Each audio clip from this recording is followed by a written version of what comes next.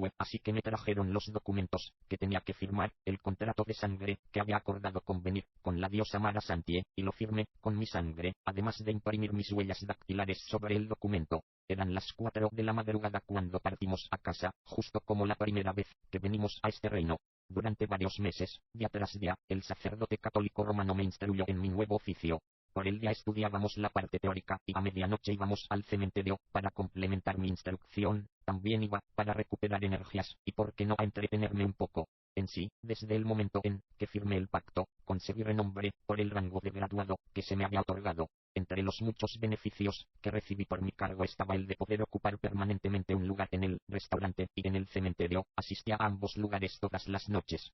Eventualmente se detallará el tema del mundo del cementerio. Mi maestro me trajo otros catálogos para documentarme más. Mi nueva ocupación consistía en atar talismanes. Los talismanes nos eran enviados por nuestros clientes para que les confiriéramos poder. La mayoría de los pedimentos nos llegaban de diferentes países, mayormente de países europeos, entre los que se cuentan Francia, Rumanía, Polonia, pero especialmente de Italia. Del continente africano recibíamos órdenes de Camerún, Gabón, Mauritania, Senegal y Zaire, actual República Democrática del Congo. En Zaire teníamos potestad sobre las ciudades de Kisangani y Kinshasa. Con la ayuda de mi maestro, abrí una casa idéntica a una existente en Kinshasa, llamada Leonouse Gilbert. La nuestra se llamaba Feria de la Casa Blanca Kisangani. Mi oficina estaba ubicada en ese lugar. Era ayudado por espíritus sirvientes quienes recibían las órdenes para eventualmente enviar los talismanes a los clientes después del tratamiento que se les daba. La diferencia entre nuestra casa y la de Kinshasa es que en la nuestra se practicaba magia india mientras que en la otra su corriente de magia era la egipcia, pero ambas casas trabajaban buscando el mismo objetivo, ganar el mayor número de almas posible para Satanás.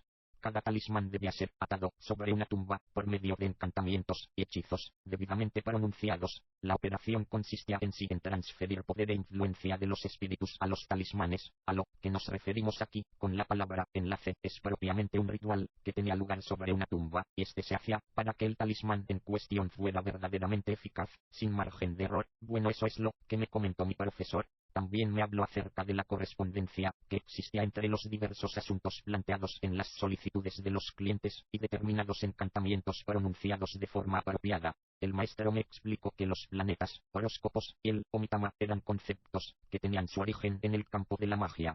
Nuestros clientes nos contactaban de todo el mundo. Cuando un cliente nos escribía por primera vez, nosotros le enviábamos nuestro boletín informativo para que él nos brindara información misma que utilizábamos eventualmente. Demandábamos al nuevo seguidor que nos proporcionara la siguiente información: nombre de sus padres, hermanos, esposa, hijos, lugar y fecha de nacimiento, etc.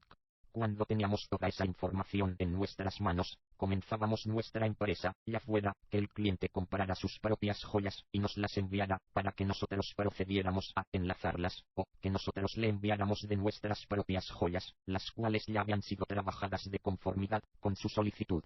A partir de los datos recabados, especialmente la fecha y el lugar de nacimiento del cliente, determinábamos su signo astrológico, lo cual nos permitía inmiscuirnos en la esencia y mundo del individuo. Al comparar la solicitud del cliente con su planeta regente podíamos vislumbrar algunas de sus deficiencias. Eran estas deficiencias u omitama las que grabábamos en las joyas, para luego, eventualmente, vincularlas en una tumba con los rezos y hechizos pertinentes. De esa manera era como se formaba un talismán, el cual, después de este proceso, estaba listo para ser enviado. El poder de un talismán era renovable y solo funcionaba dentro de un área específicamente determinada. Así la construcción de un talismán variaba de un individuo a otro dependiendo del signo astrológico, del planeta, de las necesidades planteadas por el cliente, así como las deficiencias que éste presentaba. Era entonces cuando un talismán se encontraba en su punto máximo y tenía tanto poder que a veces no era necesario renovarlo. ¿Pero a qué precio? Más adelante trataremos la oración del ocultista. Entonces, como anteriormente dije, todas las noches iba al cementerio a trabajar. Si el correo era abundante, trabajaba horas extras por la tarde en cualquier cementerio, y terminaba el trabajo restante ya entrada la noche en el cementerio al que habitualmente concurría. Había dos formas de enviar el correo: la forma normal, es decir, el correo ordinario, o por métodos ocultistas y secretos, valiéndome de espíritus errantes o sirvientes. En mi trabajo, para no confundir los medios que utilizaba para la entrega del correo, anotaba arriba del sobre la naturaleza del medio empleado para la entrega de la correspondencia. Después de probar la comida preparada en el reino del cementerio, me resultaba imposible disfrutar de la comida normal del mundo humano. Ningún platillo preparado en nuestro plano podría rivalizar siquiera con el sabor y forma de preparación de los alimentos de la cocina del cementerio. De hecho, eran utilizados los mismos ingredientes que podemos encontrar en nuestros mercados. La diferencia radicaba principalmente en las recetas y técnicas culinarias empleadas en aquel lugar. La gastronomía del cementerio es exquisita en comparación con la nuestra, es muy superior. Durante los 7 años que trabajé como graduado consumí los alimentos preparados en el cementerio. Déjeme contarle que era ese lugar el que más me había agradado. Allá en aquel reino también tuve algunas novias, que eran espíritus de mujeres fallecidas. Y estas fueron mis ocupaciones en el campo de la magia, específicamente la magia india, hasta que llegó el día en que supliqué al Todopoderoso que me salvara de las garras del demonio. Capítulo 2. Una serie de fallas. Esta narración sigue una línea de eventos que daré a conocer con detenimiento, los cuales culminan con el momento en que finalmente la duda se apoderó de mí. En sí hubo una contradicción entre las declaraciones que profirió mi maestro y la realidad que nos envuelve. Por ejemplo, mi maestro solía decirme que nuestro poder era la cúspide y fin de todos los poderes, ya que era propiamente divino. Para comprender mejor el pensamiento de mi maestro, daré a conocer la jerarquización que existe al interior entre los miembros de la secta a la que pertenecí. En orden ascendente tenemos primeramente al estudiante, después al graduado, después al maestro, después al doctor y finalmente al dios o diosa. Desde el grado de médico y hasta el de dios o diosa la muerte física ya no existe. Si el sujeto en cuestión quiere abandonar este mundo para ir a otras dimensiones, se autoinduce al sueño utilizando algunos ungüentos mágicos, el corazón y la respiración se detienen, su cuerpo entonces es rápidamente transportado al cementerio. Aquí el iniciado cobra vida y continúa existiendo para auxiliar a sus adeptos, es decir, a todos aquellos que lo invoquen desde cualquier parte del mundo y le veneren como una deidad. Para subir de grado existían patrones y parámetros en los que se basaban para realizar pruebas. También se aplicaban exámenes y a veces incluso se les imponían periodos de tiempo que no podían ser rebasados. Dado que nuestra casa era patrocinada por una diosa, nuestro poder era muy superior al de otras casas. Luego de los fracasos que leerá en este capítulo, comencé a reflexionar profundamente mi vida y mi porvenir. Experimenté varios reveses en mis prácticas mágicas, y estos se debieron principalmente al poder que yace en el nombre de Jesús, y la bendita protección que beneficia a todos aquellos que creen en su santo nombre. Jesús, el Rey de Reyes y Señor de Señores, mi Salvador personal. A continuación, hablaré acerca de estos 5 fracasos. Dinero bendito.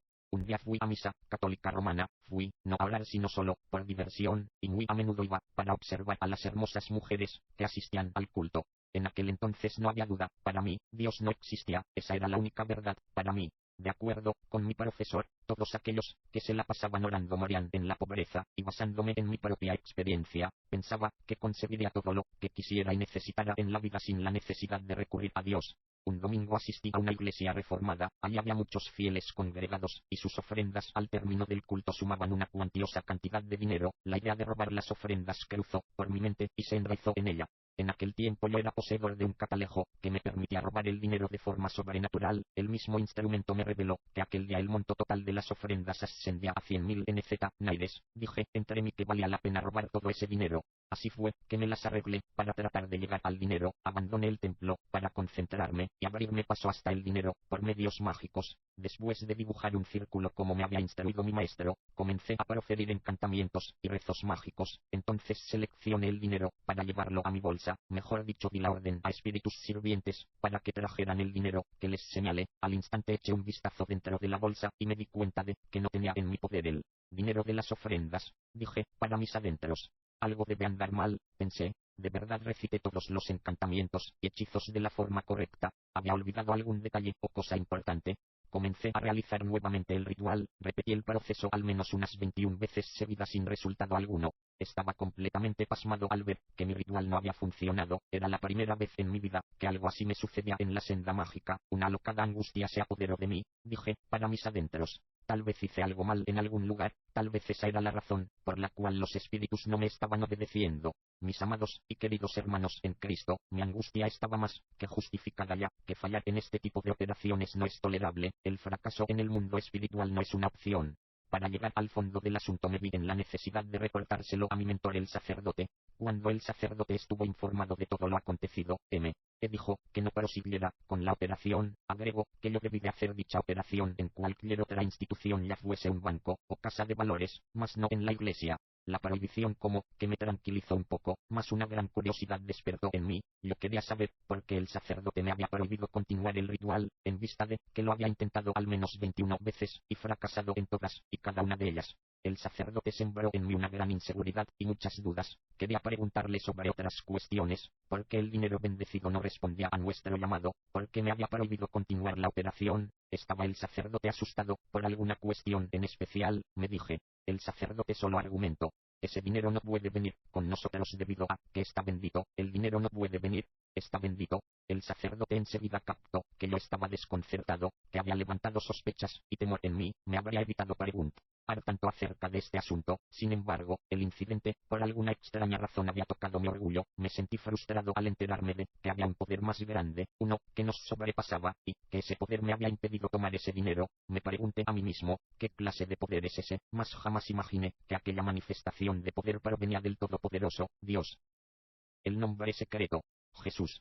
Prosiguiendo, como dije, en mi segundo viaje al reino de la diosa Mara Satie se me otorgaron los poderes para vincular talismanes. Un día nos llegaron pedidos de todas partes. Estábamos saturados de trabajo, no fui capaz de manejar todos esos talismanes durante aquella noche. El tiempo se me venía encima. Por aquel tiempo me había hecho amigo de algunos ocultistas en un cementerio no lejos de la ciudad. Algunas veces iba a trabajar al cementerio durante el día, pero solo podía hacerlo volviéndome invisible y usando unas sandalias para no hacer ruido en el camino. La mayoría de las veces iba acompañado por mis dos amigos, para así tratar de evitar llamar la atención de curiosos. Trabajábamos en completo silencio. Por lo general, cuando realizábamos este tipo de actividades nos iluminaba una luz. Esta luz provenía de una fuente sobrenatural, imposible de captar con los sentidos. Una vez, mientras cumplía mis funciones en el cementerio, no muy lejos de allí se encontraba un grupo de niños, quienes se habían reunido para orar. No me había percatado de su presencia ya que estaban en una casa, a un lado del panteón. En algún momento, mientras oraban, un pequeño niño tomó la palabra y en voz alta exclamó: tomo autoridad sobre este lugar, y reprendo cualquier influencia de Satanás en este lugar. Rompo toda atadura del diablo, y proclamo liberación en el nombre de Jesús. Justo después de pronunciadas estas palabras, la luz que nos iluminaba desapareció. No me era posible encontrar una correlación entre la desaparición de nuestra luz y la declaración que hizo el niño. Minutos más tarde, alrededor de 5, la luz reapareció. Ignoré el incidente y retomé mi trabajo. De todas formas, me hice de una medida de precaución. Con mi catalejo mágico me puse a explorar en los alrededores, para descubrir si había algún posible burlador, pero la inspección había resultado infructuosa, ya que aparte del grupo de niños que oraban, el visor mágico no registró nada más. Momentos más tarde, presionado por una desconocida fuerza, y a la par que el mismo niño exclamaba por segunda vez: a tu obra satánica y a ti, espíritu de las tinieblas, les ordenó que abandonen este lugar y se remonten al abismo reservado para ustedes desde el principio de los tiempos, en el nombre de Jesucristo. Así como había ocurrido la primera vez, nuestra luz se volvió a apagar, esta vez definitivamente, pues, después de una larga espera la luz no regresó más. Pensé que era mejor neutralizar a ese grupo de niños en oración. Pensé, tal vez si tuvieron algo que ver, y son responsables por la desaparición de nuestra luz. Un segundo monitoreo de nuestro visor mágico corroboró mi conclusión, pues se nos reveló que este grupo era el que estaba estropeando nuestra actividad.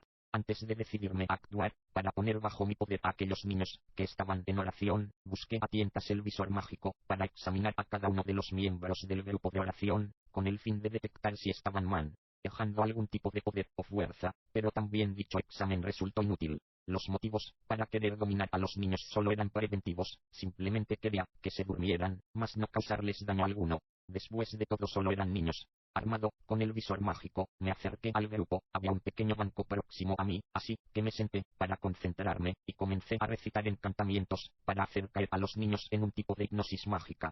Los amigos con los que estaba trabajando notaron mi prolongada ausencia, y por ello emprendieron mi búsqueda. Me hallaron tumbado en el banco, con las piernas separadas en el suelo, mientras que el catalejo mágico yacía tirado en el suelo, no muy lejos de mi mano derecha.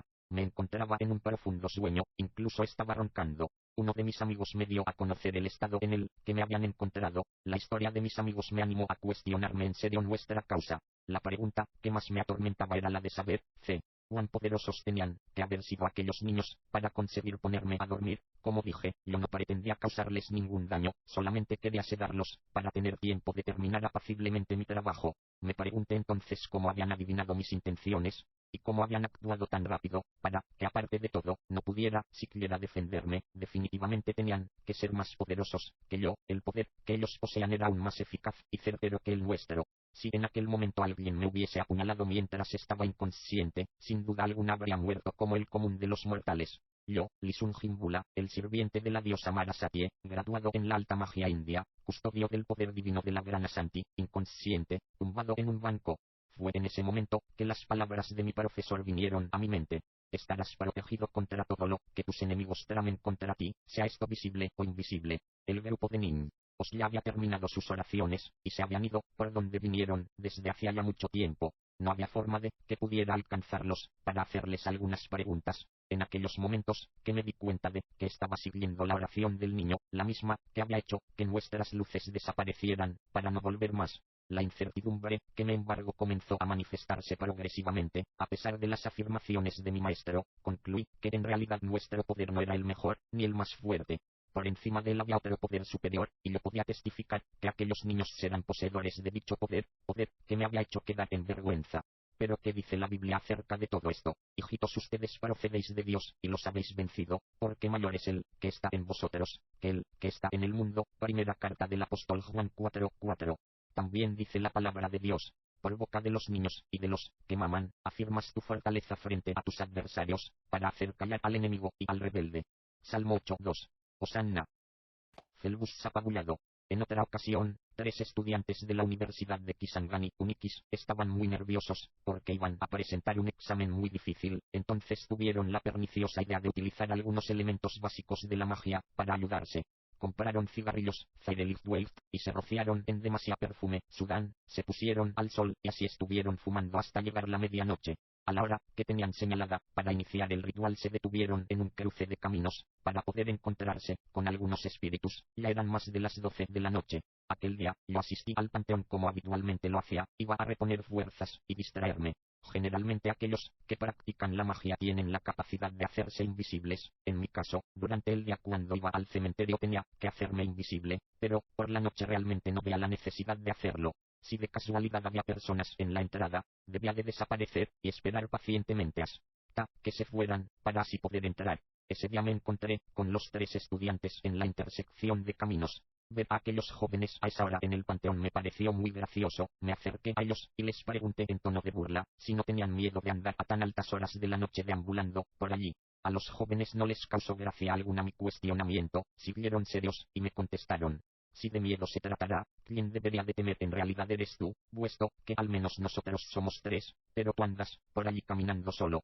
Sonreí. Era obvio que no podía decirles que yo no andaba solo, que en realidad tenía una legión de espíritus sirvientes haciéndome compañía, y que ellos también me protegían de cualquier percance. Entonces proseguí mi camino por el sendero que llevaba hasta el cementerio. Asimismo les deseé buena suerte en lo que fuera que estuvieran haciendo. Un poco más adelante me topé en el camino con 3 seres inmundos, 3 monstruos horrorosos y repulsivos. Me faltan palabras para poder describir la forma o apariencia que tenían tales espíritus. No es posible compararlos con criatura alguna de nuestro mundo. La visión de estos seres viles hizo que me dieran náuseas. Al ver a estos espíritus un gran temor recorrió mi cuerpo. Quería salir huyendo de allí, sí. Quería huir, porque a pesar de todo el tiempo que yo había estado involucrado en el mundo de la magia, jamás había visto espíritus tan abominables y horrorosos como aquello. Pero recordando que yo era poseedor de la protección de la divina Santi, me transporté a otra dimensión, valiéndome de mis dotes adquiridas, gracias a las prácticas espiritualistas que llevaba, me permitían convertirme en un espíritu superior.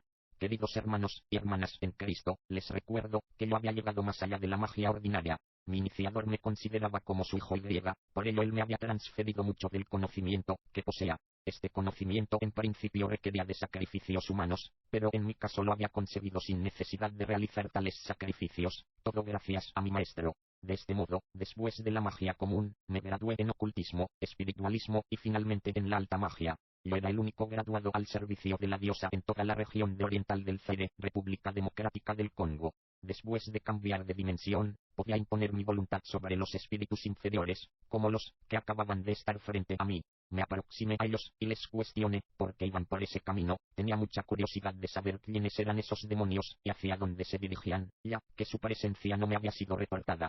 Como graduado yo tenía jurisdicción sobre toda la región oriental, y tenía el derecho de que se me mantuviera informado sobre todas las llegadas y salidas de extraños a nuestra área administrativa. Los espíritus malignos me respondieron de la siguiente manera: nosotros somos Felbus, familia del príncipe Belcebú. Históricamente, esta área en donde nos encontramos era el distrito Ruapo. Aquí en Kisangani, estábamos por acudir a un lugar, por invitación de unos amigos, que nos invocaron. No podían mentirme, ya que era yo quien tenía bajo mi poder su voluntad, pero el área que ellos arguían no existía en Kisangani, por lo menos no que yo supiera. Al ver mi desconcierto, ellos también comenzaron a impacientarse, querían saber quién era yo. Debido a ello les tuve que revelar mi identidad. Les dije: mi nombre es Lisun Jimbula. Soy un graduado que se encuentra bajo las órdenes de la diosa Mara Satie de la India. Al escuchar que mis credenciales provenían de la diosa, el clima de desconfianza que estaba envolviéndonos se disipó, y me confiaron de manera confidencial lo siguiente: tenemos mucha prisa, de hecho, estamos desperdiciando el tiempo aquí, con usted. Nosotros también estamos al servicio de la diosa. Si desea mayor información sobre nosotros, comuníquese el día de mañana como a medianoche. Este es nuestro número, 0001. Chao. Entonces procedí a deshacer mi hechizo. En otras palabras, había ganado, y ellos abandonaron el lugar. Momentos después de su partida, recordé que los 3 estudiantes parecían estar esperando la visita de algunos espíritus. Consideré que sí, había una correlación entre los 3 estudiantes en el cruce de caminos y los espíritus inmundos. Decidí a verificar si mi corazonada era correcta. Además, no tenía nada que perder. Resultó que tenía razón. De hecho, Felbus se dirigían hacia donde estaban los 3 estudiantes. Cuando estos espíritus fueron visibles, los 3 estudiantes no tuvieron el coraje suficiente para enfrentar a Felbus, así que huyeron despavoridos, llenos de terror. No los culpo. De cualquier forma, la legión Felbus estaba compuesta por espíritus sumamente abominables y horrorosos. Nadie en su sano juicio sería capaz de soportar mirarlos, o acercarse a ellos sin sentir gran temor y repulsión. Además, es como si su función fuera la de provocar terror a su paso. Evidencia de ello era que incluso yo, quien, de no haber tenido habilidades sobrenaturales, habría salido huyendo como ellos. En eso, uno de los estudiantes, que huía, tropezó y cayó. Sabiendo que estaba perdido, comenzó a orar. Dijo: Señor Jesús, reconozco que he pecado contra ti. Perdona mi pecado, Señor, tú, que eres misericordioso. Sálvame, sé mi luz y mi fuerza. Después de pronunciada esa breve oración, algo extraordinario ocurrió. Vi a Felbus venir desde una dirección, cuando de repente se esparcieron huyendo cada uno de esos espíritus inmundos en 3 direcciones diferentes. No entendí por qué habían emprendido la huida dichos espíritus inmundos. Alcancé a gritarles que no temieran a esos jóvenes. Grité: pero si son solo unos indefensos mocosos. Pero ninguno de ellos me prestó siquiera atención. Se hicieron los sordos. Así que fui tras ellos y les seguí gritando mientras corrían: aquellos son solo unos jóvenes, no representan ningún desafío, son inofensivos. Algunos sí escucharon bien mis palabras, pero ninguno de ellos se detuvo. El vuelo que emprendieron en su huida despertó mucho mi curiosidad. Por segunda vez me transferí de dimensión, y logré retener a uno de los fugitivos de Felbus. Lo presioné para que me explicara el motivo de su repentina y precipitada partida. Intentó huir varias veces de mí, pero no lo consiguió. Entonces, indignado, me dijo: en contra de su sincera pretensión, al impedirnos el paso, teníamos que responder a la invocación de estos 3 estudiantes que usted vio en aquel lugar. Cuando nos vieron, huyeron despavoridos, así que estábamos extremadamente furiosos por habernos molestado. Por nada, estábamos listos para castigarles, cuando uno de ellos, el que cayó al suelo, clamó a alguien por ayuda, y a ese alguien no le gusta que sus protegidos sean tocados o lastimados. Y ya que aquel joven hizo tal llamado, ese alguien no tardaría en venir, y una vez que llegare, en definitiva, nos habría atrapado y nos habría echado a un pozo sin fondo. De ninguna manera podíamos permanecer en aquel lugar. Esa era la razón por la cual habíamos salido volando, a toda prisa.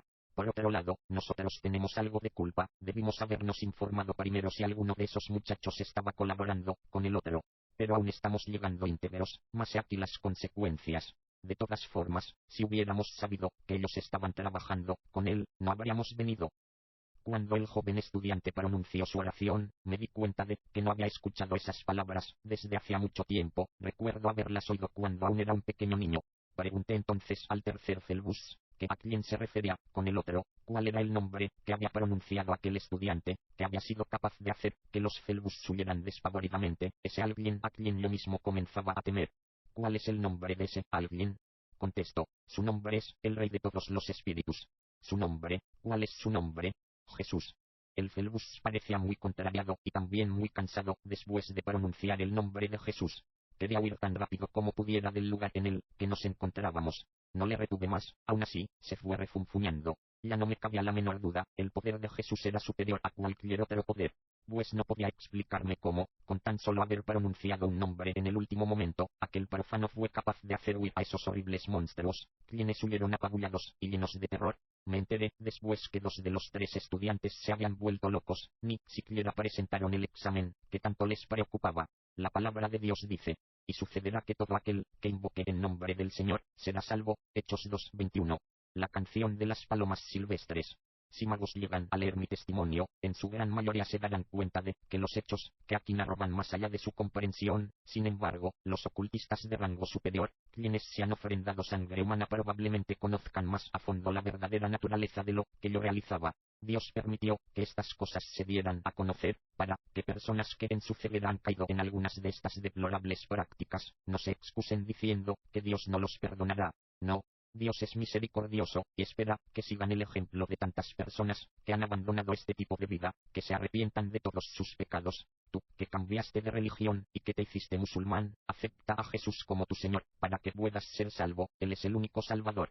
Como parte de nuestras investigaciones en el campo del ocultismo, mi profesor nos ordenó comprar unos gatos cuyo pelaje fuera completamente blanco, sin mancha alguna, o de pelo negro, de igual forma sin mancha. Entonces sacrificamos a estos gatos y utilizamos algunos de sus fluidos corporales. Ellos nos servían como ingredientes para la creación de pócimas, las cuales nos eran necesarias para fortalecer nuestro poder mágico. Utilizábamos el líquido que había en los ojos de los gatos para hacer un compuesto, el cual una vez consumido nos daba la habilidad de comprender el lenguaje de los animales.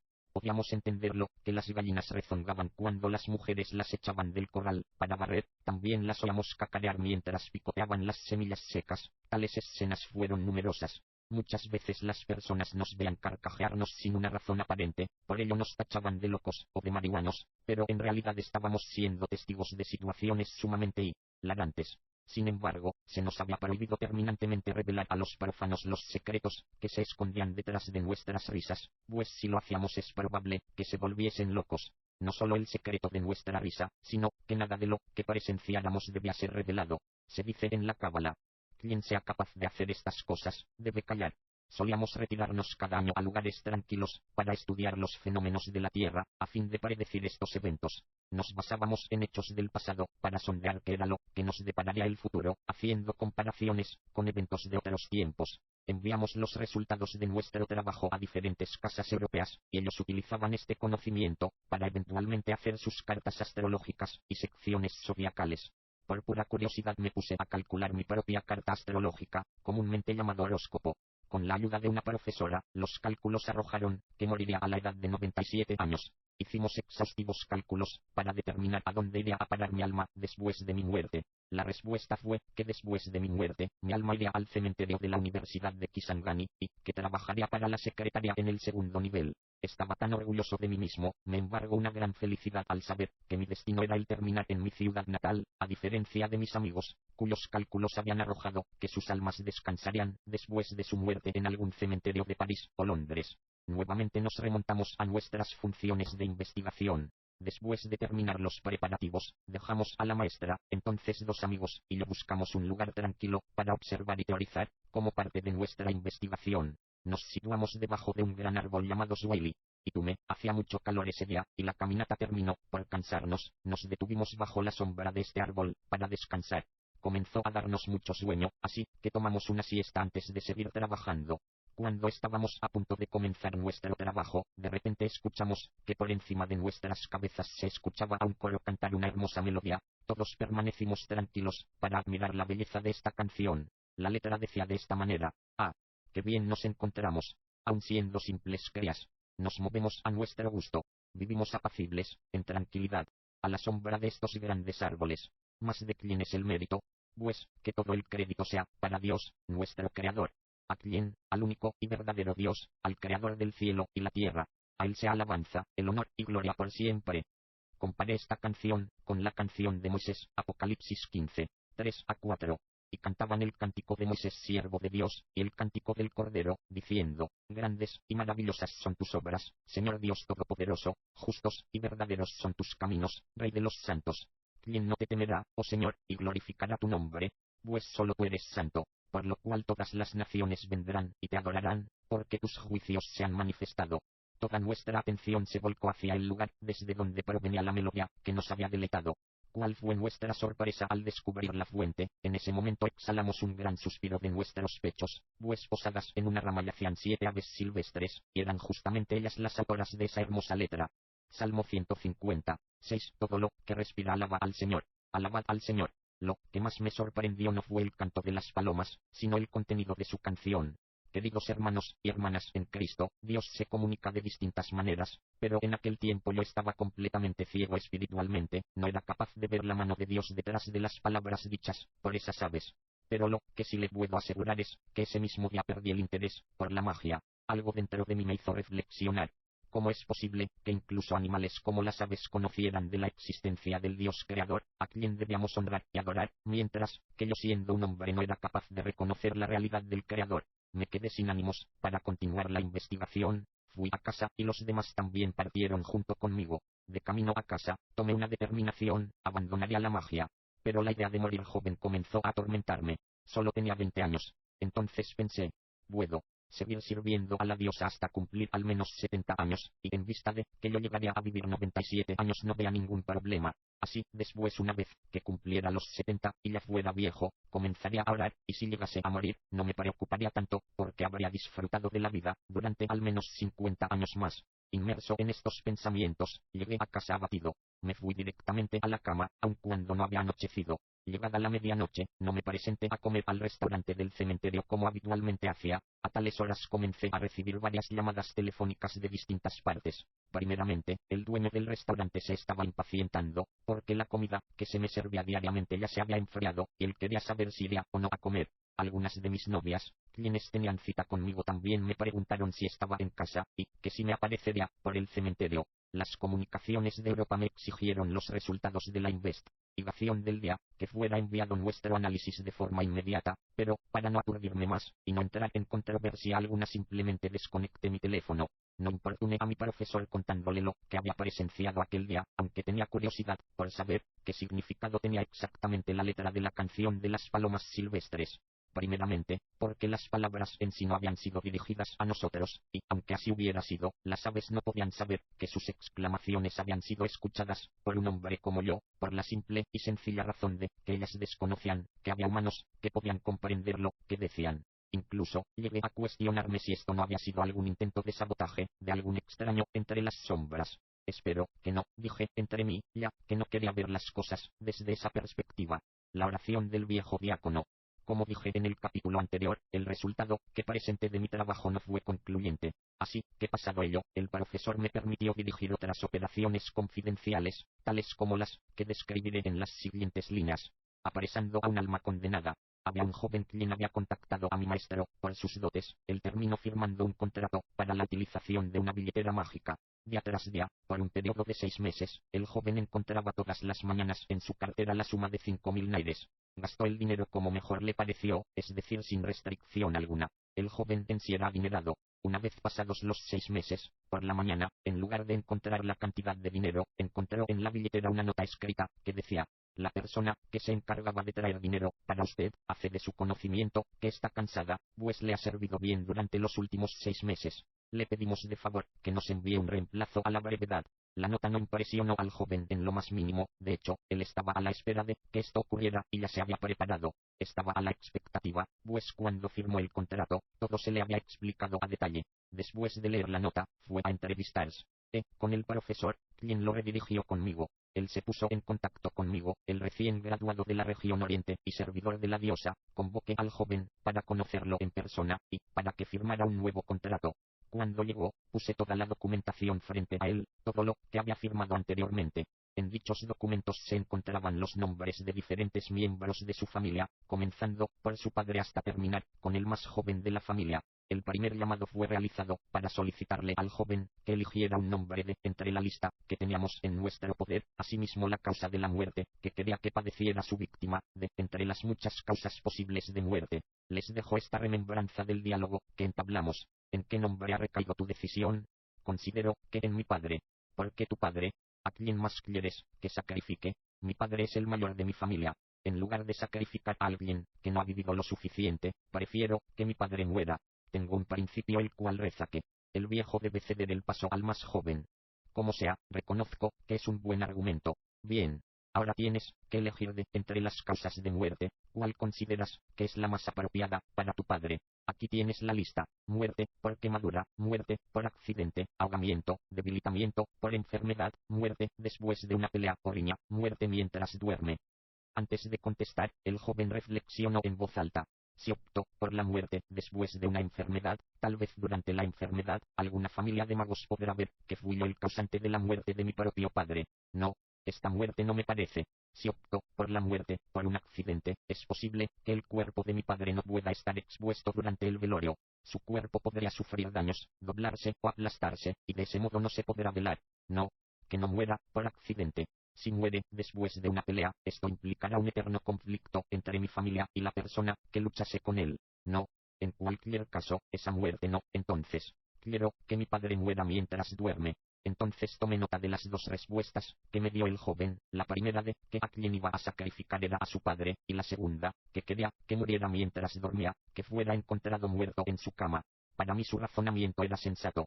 Necesitamos que lo viejo ceda el paso a lo joven. Lo despedí y concerté una cita con él para el día siguiente, a las 10 horas, para realizar la transacción, en el ritual de captura. La operación consistía en enviar espíritus sirvientes y otros espíritus, resueltos a buscar y presentar el alma de la víctima, para que ésta y aquel que lo convocó se pusieran de acuerdo en cuanto a quiénes serían sus testigos, para eventualmente firmar un contrato, en el cual se convendría que la persona pronta a fallecer serviría a la persona que lo convocó. En otras palabras, la persona debía venir a firmar un contrato donde aceptaba su propia muerte.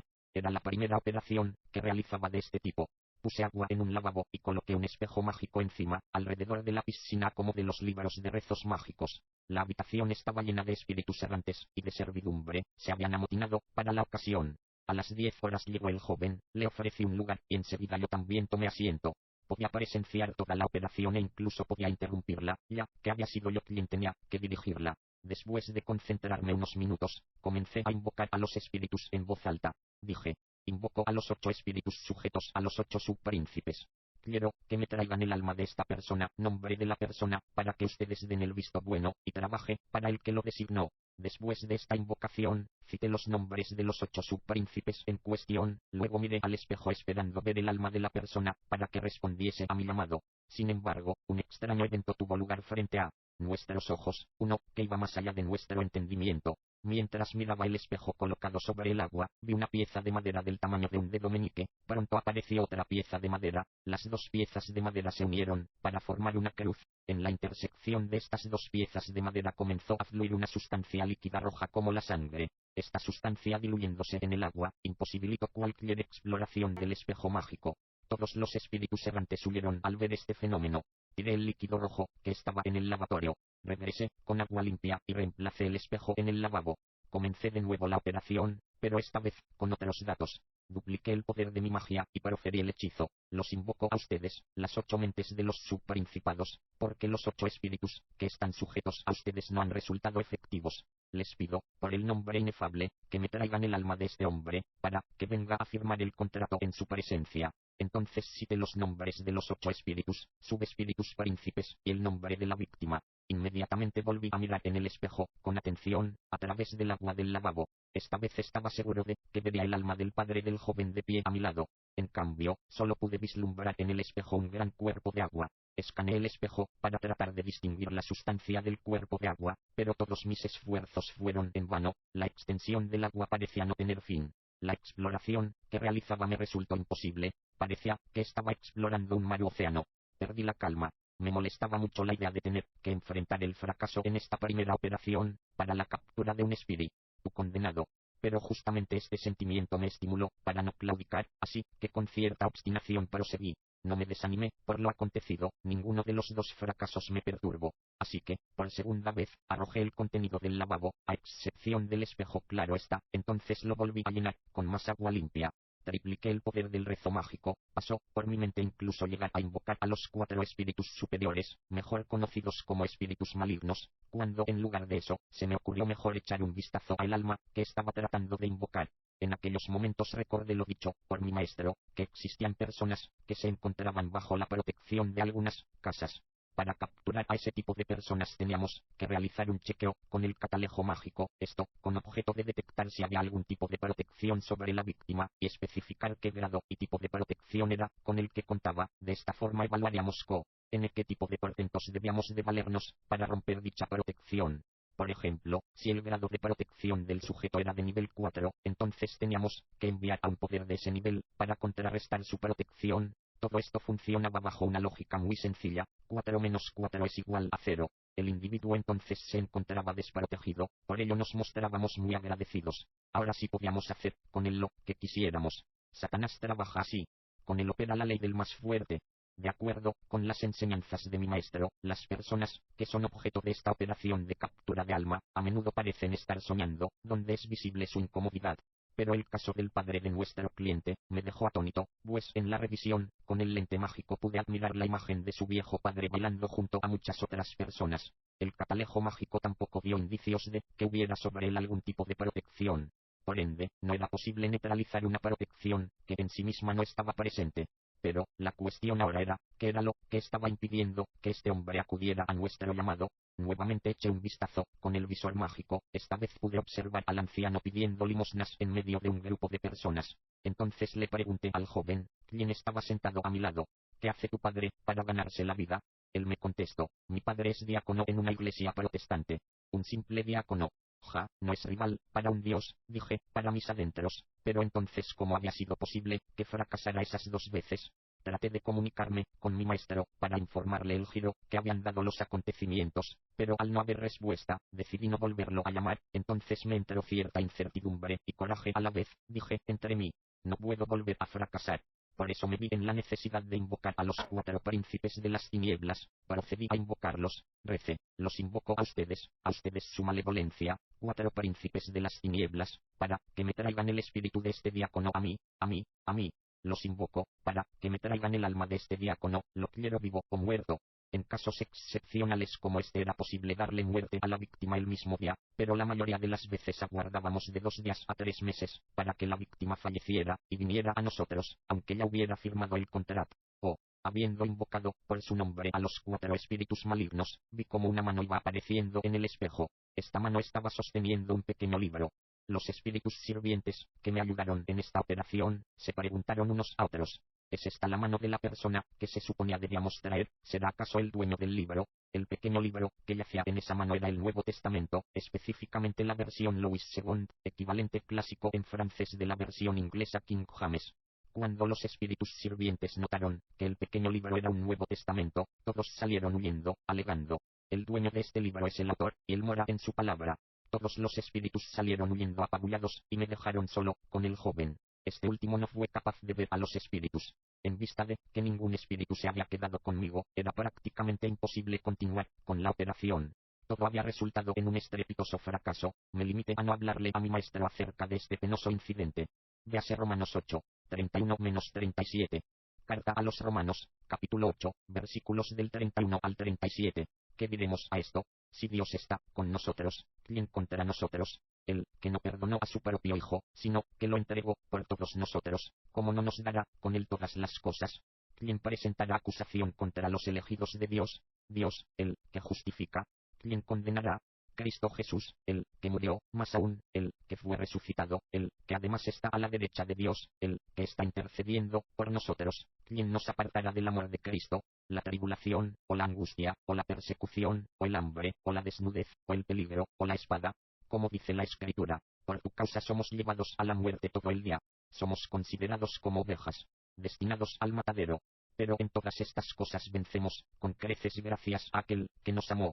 El joven había presenciado toda la escena, mas no supo qué era lo que realmente ocurría. Permaneció un rato más conmigo, cuestionándose en qué términos concluiríamos. El procedimiento de captura del alma de su padre, como dije, había resultado infructuoso. La única posibilidad que le quedaba en este caso era elegir a otra persona de entre la lista que nos proporcionó, o en su caso, darnos la mitad de los años restantes de vida que aún le quedaban por vivir. El primer periodo de tiempo de vida le pertenecía de lleno al cliente, más la segunda mitad de su tiempo por vivir le pertenecería a la casa. Esto es lo que le expliqué al joven.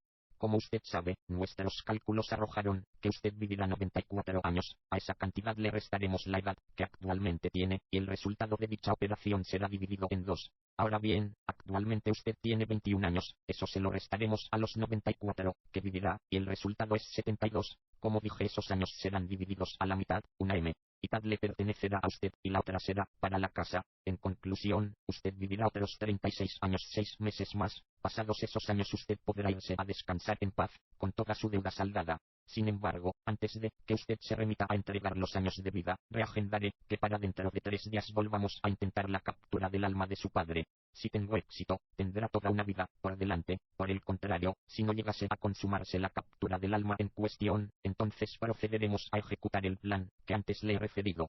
Como aún se encuentra en tiempo, puede firmar el contrato provisionalmente, para asegurarnos que usted está de acuerdo de que en caso de no ser posible efectuar la primera transacción, usted acepta los términos de este contrato accesorio, que en pocas palabras consiste en saldar su deuda, pagándonos con años que aún le quedan por vivir. El joven procedió a firmar un contrato en donde aceptaba su propia muerte en 36 años y 6 meses, en caso de que yo fallara. La situación de este joven me afligió mucho.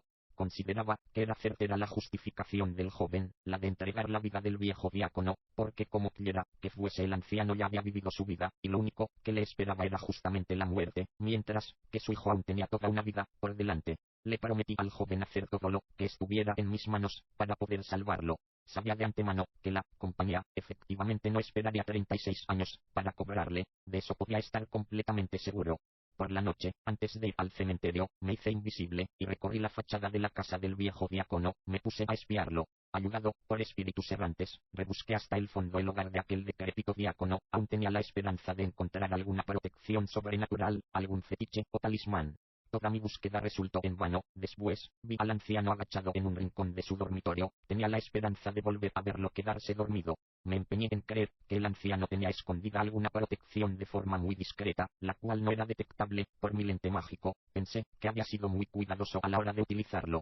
Concluí que en realidad era imposible que el diácono por sí solo se protegiera de una emboscada de espíritus, mejor aún, que pudiera repeler a los malévolos espíritus superiores. Mis razonamientos no eran sin causa, se basaban en el conocimiento que tenía de que pastores, sacerdotes, abades y demás nos habían solicitado y comprado talismanes para ascender o para protegerse de las asechanzas invisibles de sus enemigos. Pero un simple diácono. Estuve al acecho desde la habitación del viejo, esperé impaciente su llegada, mi espera no fue larga, instantes después vi venir al diácono. Después de desvestirse, se puso su pijama, pero antes de acostarse, se arrodilló y oró. Señor Jesús, estoy a punto de dormir. No sé lo que me pueda suceder mientras duermo, mas te encomiendo una cosa, guarda mi alma en tu morada en el cielo, cerca de ti. ¿Quién puede subir y regodear mi alma entre tus manos? Nadie. Te ruego, y en tu santo nombre, y el de nuestro Señor Jesucristo. Amén. Eventualmente se durmió. Colosenses 3:3. Pues habéis muerto, y vuestra vida está escondida con Cristo en Dios. Desde donde estaba, había escuchado la oración del viejo. Cada una de las palabras pronunciadas habían penetrado en mi mente. El alma del hombre estaba de hecho donde él quería que estuviera, en manos de Jesús. Debía ser de esa manera, ya que recordé que incluso los 4 príncipes y los 4 malévolos espíritus superiores no habían sido capaces de traerme el espíritu de este hombre. Juan 10:29. Mi padre me las dio, es mayor que todos, y nadie puede arrebatarlas de la mano de mi padre. Quería darme por vencido, pero la inminente muerte del joven me perturbó. Entonces salí de la casa del viejo diácono, y llegué al cementerio muy meditabundo, necio. En realidad, queridos hermanos y hermanas en Cristo, yo estaba en completa oscuridad y en la más profunda ignorancia. Forzado a repensar el problema, una idea surgió de mi cabeza, la cual me dictaba que era necesario ir a espiar al viejo diácono antes de que despertara. Era posible que tuviera alguna protección, que hubiese honrado por la mañana y no en la noche, y, para despistar y ocultarlo, fingía orar de noche, pero por la mañana reverenciaba su poder, así que pensé. Por la mañana, al amanecer, cuando salga del cementerio, iré en cuanto me sea posible a la casa del viejo diácono.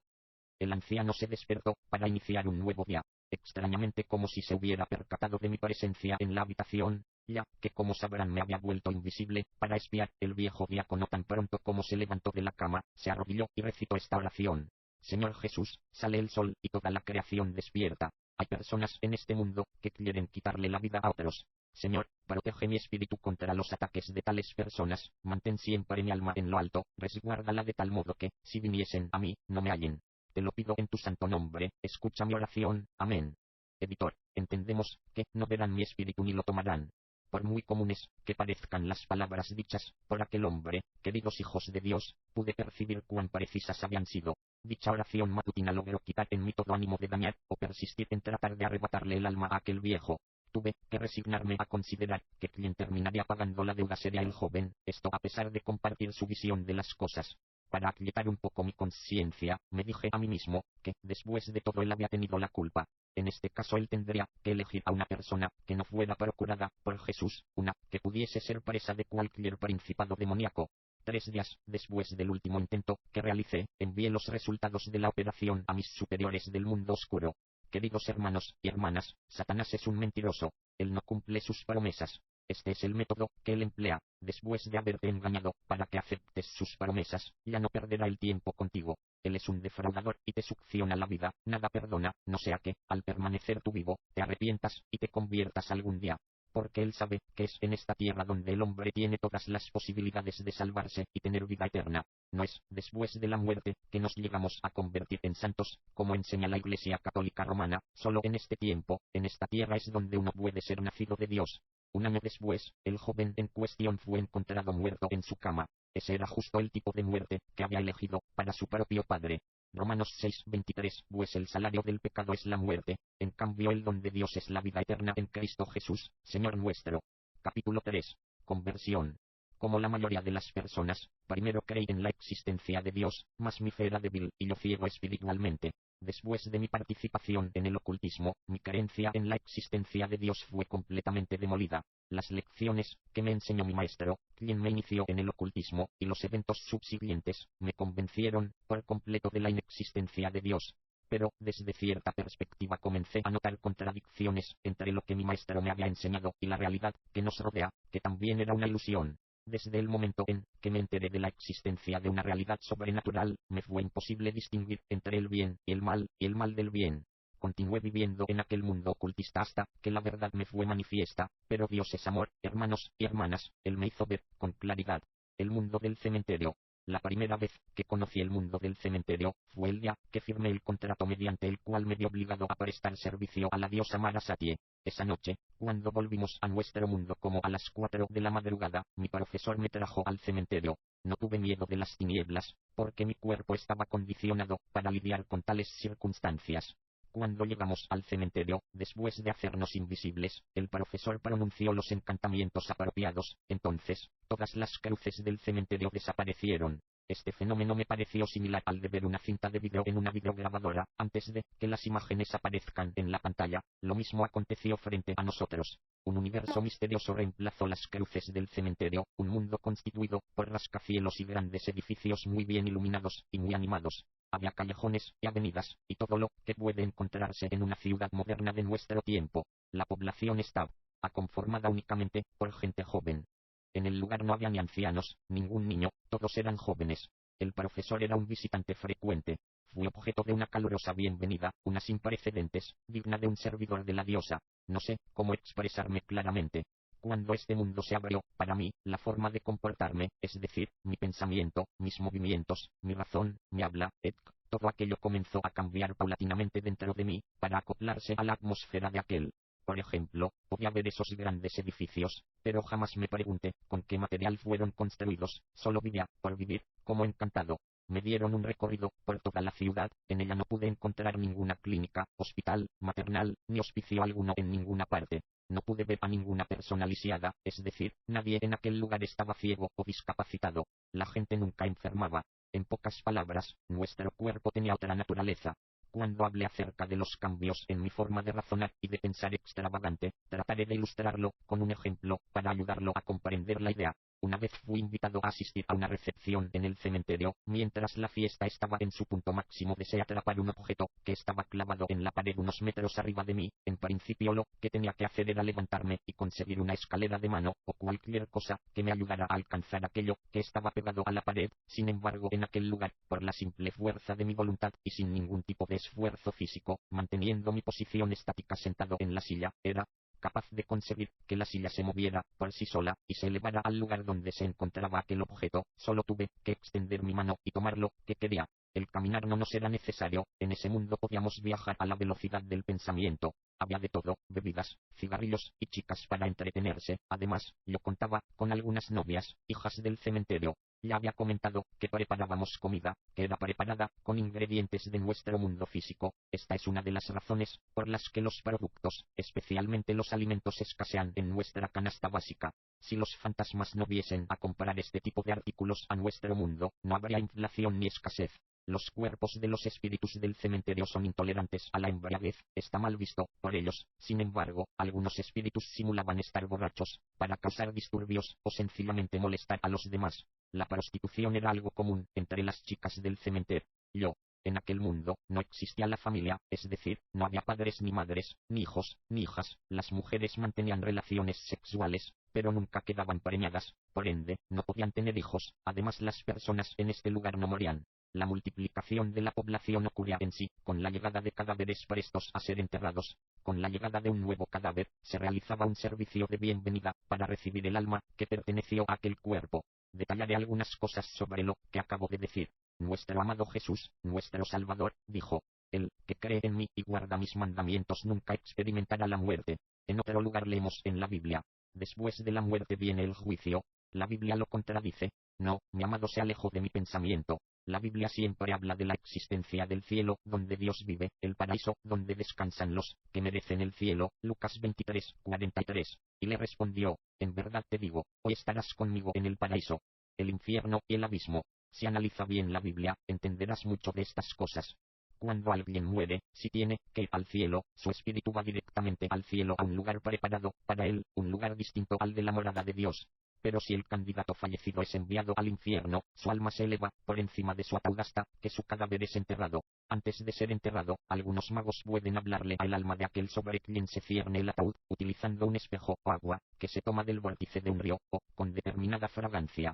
Cuando el sepelio ha concluido en el panteón, los espíritus encargados de realizar el servicio toman al recién llegado a su cargo y lo llevan a recorrer su nuevo hogar. Es hora de la fiesta para el recién llegado. Qué contraste con lo que sucede en la tierra, mis queridos hermanos y hermanas. Mientras que los amigos, hermanos y parientes del difunto derraman copiosas lágrimas por la muerte de su ser querido, este último queda atónito al admirar el nuevo mundo que se le presentaba. Los muertos ven a sus viejos padres en la tierra y oyen todo lo que dicen, sus lágrimas, sus lamentaciones, sus quejas. Desafortunadamente ya no pueden hacer nada. La reacción de algunos de los muertos a veces me causaba mucha risa. Mientras estaban vivos, jamás llegaron a asumir la existencia de otro mundo, uno al que iban a dar tan de repente, aparentemente un mundo mucho mejor que el que acababan de dejar. Sus reacciones eran muy extrañas. Vi a algunas almas reírse de los vivos, que se lamentaban de ellos. Transcurrieron 7 años, y todo ese tiempo yo serví allí, en el mundo del cementerio. Allí fue donde hacía mis 3 comidas diarias, porque, desde el momento en que degusté los platillos del cementerio, me resultaba imposible comer alimentos preparados en nuestro mundo. Sin embargo, era el mismo arroz, los mismos plátanos, los mismos frijoles, las mismas hojas de mandioca y demás ingredientes, tales como los que encontramos en nuestros mercados. Fuera de mis ocupaciones en las que debía atar los talismanes, también llegué a trabajar en los servicios especiales de bienvenida, la realización de cartas astrales para los espíritus tardíos y supervisión del servicio. Rastreaba a las almas, especialmente a las de las mujeres, para que no salieran del cementerio a molestar a los vivos por las noches en los bares. Respecto a los espíritus tardíos, daré algunas explicaciones. Cada uno de los ataúdes no necesariamente iba acompañado por el alma de su ocupante. Algunas almas no acompañaban el cuerpo al cementerio. Tales espíritus aún vagaban en el espacio vacío, porque el cordón de plata que conecta el cuerpo con la esencia se había roto prematuramente. Para traer a dichas almas al cementerio, tenía que usar las inscripciones de la cruz y las lápidas. Nació en tal fecha, tal persona, murió tal día, etc. A partir de estos datos establecía su horóscopo y determinaba qué planetas influían en él. El planeta me proporcionaría a toda la información, para determinar, de ser posible, dónde podría estar vagando aquel difunto. Con ello era posible enviar un equipo para recuperarlo. No todos los espíritus de los fallecidos llegaban tarde. Algunos criterios nos permitían clasificar a los espíritus tardíos en distintas categorías. Este nombre, espíritus tardíos, se les otorgaba a aquellos espíritus que se reunían con sus cuerpos, con un ligero retraso de días. Aparte de los espíritus de los recién llegados, había otros espíritus que no acompañaban a sus cuerpos, y para los cuales no nos era posible determinar la causa, pues no entraban bajo ninguno de los criterios habituales de dilación. De acuerdo con el tamaño de dichos ataúdes, pude concluir que pertenecían a niños. Así puedo decirle que me resultó sencillo considerar primeramente que los bebés no tienen alma. Pero a medida que pasaban los días, noté que algunos bebés se encontraban en sus ataúdes, con sus respectivos cuerpos. Como anteriormente mencioné, en el otro mundo, todos tienen el mismo tamaño y la misma edad. Es el tamaño del ataúd el que determina la edad de los recién llegados en el momento de su muerte. No entendía cómo es que había ataúdes de niños, con sus almas dentro, mientras que otros cuerpos yacían solos. Mucho después tuve la explicación a este fenómeno, la cual va de la siguiente manera. Normalmente, los espíritus de los bebés no vienen al cementerio, por la sencilla razón de que son puros ante Dios. Primera de Corintios 7:14. Porque el marido no creyente es santificado por la mujer, y la mujer no creyente es santificada por el hermano. De no ser así, vuestros hijos serían impuros, y ahora son santos. Ellos no tienen pecados. Los espíritus de los bebés que venían al cementerio eran los que no pertenecían a Dios. Yo sé que esta afirmación puede ser un poco confusa. No todos los bebés son de Dios. Recuerde que, en el primer capítulo, dije que mi profesor me había dado 2 pastillas. Una píldora estaba diseñada para premiar a todas las mujeres con las que llegase a dormir, incluso si aquella mujer fuera estéril. Las almas de los bebés que nacían de tal unión venían a dar al cementerio, una vez que sus nombres eran eliminados de la lista de los vivos. Si llegan a crecer en la tierra, tales niños se convierten en buenos tipos, gigantes, a menudo ocupan importantes puestos entre las élites humanas, una gran mayoría solteros pero muy adinerados. No puedo pedirles que se pongan en mi lugar, queridos hermanos y hermanas en Cristo. Aún así, déjeme decirle que algunas personas que conocía bien, las podía contar de entre los muertos. A estas personas, después de su muerte, los miembros de sus familias pagaban grandes sumas de dinero a la iglesia para que les celebrase misas de requiem, o misas por los muertos, para que sus almas pudieran descansar en paz. Irónicamente, a veces eran amigos de mi mentor quienes celebraban esas misas durante el día, y por la noche se unían a nosotros en el cementerio. Los padres de los fallecidos esperaban que sus oraciones llegaran hasta Dios, para que Él les perdonara sus pecados, a pesar de estar muertos, y de esa manera los recibiera en el cielo, mientras que, entre mis deberes, estaba justamente el de instalar a las almas recién llegadas de los difuntos. Y así fue que llevé el negocio durante más de 7 años en el cementerio. Desde que había escuchado la hermosa melodía de las palomas silvestres, mi decisión había sido tomada. Desde aquel entonces se me ocurrió abandonar las prácticas mágicas, pero obviamente hasta que llegara a cumplir los 70 años. En realidad, aún tenía mucho miedo de morir joven y en la pobreza. En mi corazón aún se albergaba la duda, no estaba tan seguro de poder abandonar la magia, porque era consciente de lo que le sucedería a mi alma después de morir, bueno, al menos lo que me habían hecho creer. Pero cuando me fue dado el descubrir la verdad, mi decisión ya fue irrevocable. El ataúd vacío. Usualmente, cuando un nuevo ataúd era llevado al cementerio, el espíritu del recién llegado estaba esperando junto al ataúd, hasta que le dábamos todo lo que necesitara para instalarse. Ese día hubo 3 entradas, por ende, 3 descensos, pero de estos 3 ataúdes, había solo 2 espíritus esperando ser instalados. El tercer ataúd no estaba acompañado por alma alguna. Por la noche, cuando llegué encontré solo 2 espíritus en lugar de los 3 que se suponía debían estar. Lo acontecido fue más allá de mi entendimiento, especialmente porque ninguno de los 3 ataúdes pertenecía a un niño, asimismo ninguno de los 3 ataúdes mostraba signos de ser alguno de esos espíritus que llegaban tarde. Aproveché que mi maestro estaba presente para que pudiera disipar mis dudas acerca de estos peculiares casos. Le pregunté, ¿por qué los espíritus de algunos bebés llegan al cementerio, y dónde está el espíritu del tercer ataúd? De hecho, yo ignoraba cómo funcionaba todo esto. El profesor me dio una respuesta filosófica. Aquí, ese tipo de espíritus no vienen aquí. En principio, en la tierra, la vida de cada hombre tiene 5 componentes, que son la comida, el vestido, las riquezas, el honor y la gloria. Las almas de las personas que vienen aquí son las de los hombres que han vivido en la tierra con estos 5 elementos. mientras que las almas de aquellos que han vivido 2 o 3 de estos componentes durante su vida en la tierra, no vienen aquí, es decir, que vivieron en la simplicidad y la austeridad durante su estancia en la tierra, esperando vivir las otras partes de su vida con su maestro. La respuesta del maestro, en lugar de satisfacer mi curiosidad, sirvió solo para aumentarla más. Quería saber quién era su maestro, y qué lugar estaba reservado para aquellos que no venían a dar aquí al panteón junto a nosotros, después de su muerte. A estos últimos cuestionamientos el profesor no dio respuesta. Durante mi conversación con el profesor, una de mis muchas novias del cementerio, un alma sirviente, estuvo a mi lado. Ella había seguido mi conversación con el maestro. Entonces ella me tomó y me llevó a otro lado y dijo: cariño, me sorprenden mucho las preguntas que le haces a tu maestro, después de todo el tiempo que has pasado con nosotros. ¿Es acaso verdad que no tienes idea de a dónde ha ido el espíritu del tercer cadáver? Puedo decirte que sí, es extraño que un asunto así se presente, pero el alma del tercer cuerpo no puede venir aquí por el simple hecho de que él es un cristiano. No podemos decir que este lugar está lleno de cristianos. Por supuesto que hay cristianos que vienen, pero esos son solo cristianos de nombre, pero los verdaderos cristianos no vienen aquí, porque su maestro jamás visitaría este lugar. Él ni siquiera quiere que las personas sepan que existe nuestro mundo.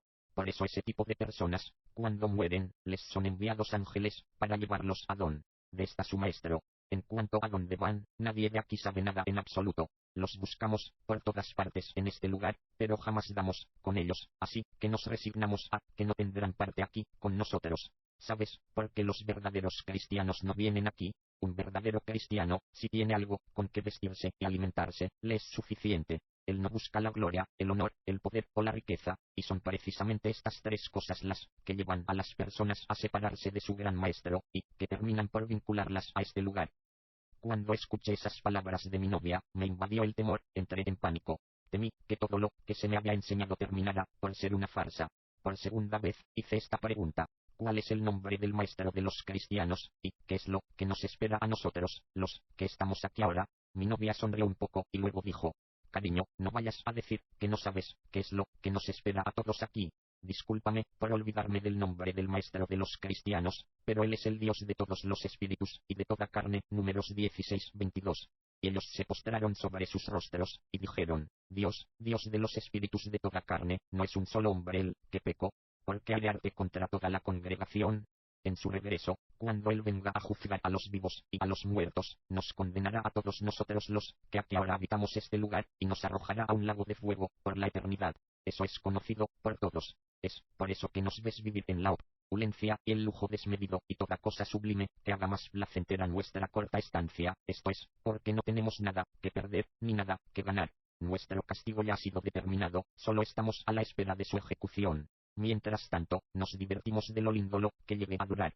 Al escuchar estas palabras, recordé lo que mi profesor solía decirme acerca de lo que le sucedería a mi espíritu después de mi muerte.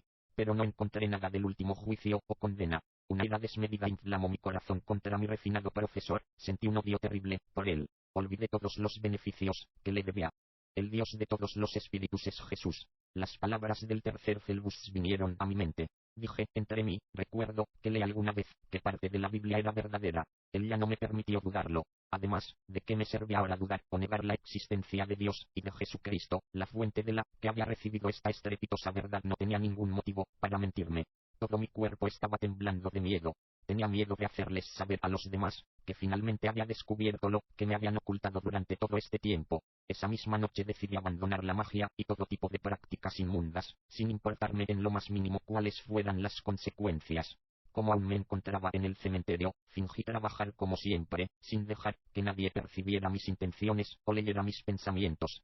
Por la mañana, como a las 4 en punto, fui al lugar donde estaba la salida, y recité el hechizo apropiado para que el mundo invisible se cerrase y se abriese un umbral del mundo visible. El mundo de las hadas se desvaneció, dando paso a las cruces del cementerio incrustadas en el suelo. El rocío ya había empapado la vegetación, y la sombra de la noche poco a poco cedía frente a la luz del sol, para dar inicio a un nuevo día.